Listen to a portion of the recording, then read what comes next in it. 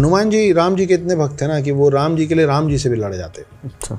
मतलब अगर समझाने के लिए बोल रहा हूँ कि अगर जैसे हम मस्ती में बोलते हैं ना अपने बारे में कि अरे मैं तो ऐसा हूँ, अगर राम अपनी बुराई कर देते तो वो राम से लड़ जाते कि आप मेरे राम के बारे में कुछ बोल नहीं सकते। तो जब राम का पर्पस खत्म हो गया, जब राम जी को विष्णु अवतार लेकर वापस जाना था, तो हनुमान अड़ गए। हनुमान बोले या तो मेरे को अपने साथ लेके चलिए या मेरे साथ यहीं रहिए, क्योंकि मैं आपके बिना जीवित नहीं रह सकता, मैं आपकी सेवा के लिए बना हूँ। अब हनुमान जी बड़े भोले हैं ना, ऐसे भी भोलेनाथ के अवतार है, तो उनको वो मतलब सौम्य से भोले से सब बात मान लेने वाले, ऐसे ऐसे करके है ना, ऐसे मान जाते थे। अब जैसे हम बच्चों को घर में बुद्धू बना के नहीं निकल जाते, राम जी हनुमान जी को वैसे बच्चों जैसे बुद्धू बना के निकल गए। उन्होंने अपनी एक अंगूठी उतारी, ज़मीन में एक क्रैक बनाया, उसमें अंगूठी गिरा दी। राम जी ने बोला उप्स हनुमान मेरी अंगूठी लेके आ जाइए। हनुमान सूक्ष्म रूप में घुस गए अंदर जाते जाते जाते जाते पाताल लोक में पहुँचे। वहाँ पे उनकी मुलाकात हुई शेषनाग से।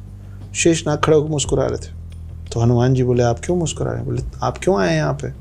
तो बोले अरे वो मेरे राम की अंगूठी गिर गई, ऊपर वेट कर रहे हैं, मैं वो अंगूठी लेने आया हूँ, आपको दिखे क्या कहीं?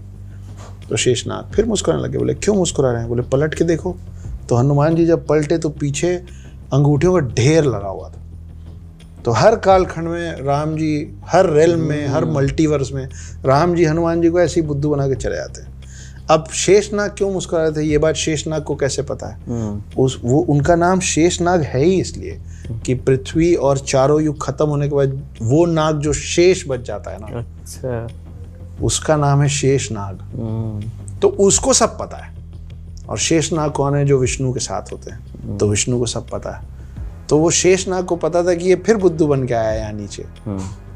लेकिन हनुमान जी को यहाँ इसलिए छोड़ा गया है, सातों चिरंजीवियों का एक पर्पस है। वो पर्पस है कल्कि का साथ देना, काली के अगेंस्ट। काली मतलब काली माँ वाला नहीं, कलयुग के। जैसे बाली दो हैं, एक त्रेता युग का बाली है जो सुग्रीव का भाई था, जो अगर अभी आप आदि पुरुष में भी वो उनका सीन दिया है, और दूसरा एक राजा बाली था।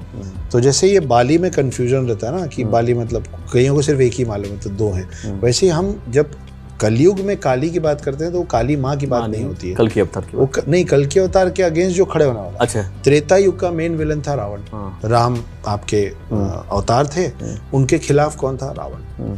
वैसे ही द्वापर युग में एक बहुत बड़ा राक्षस रहा है जिसका नाम रहा है साल्वा, वो खड़ा हुआ था कृष्ण के खिलाफ। तो कृष्ण अवतार थे और जो मेन था वो। वैसे ही कलयुग में कल्कि है मेन अवतार, और कल्कि जिसको परास्त करने के लिए, जिससे लड़ने के लिए, जिसको हराने के लिए आएंगे, उसका नाम है काली।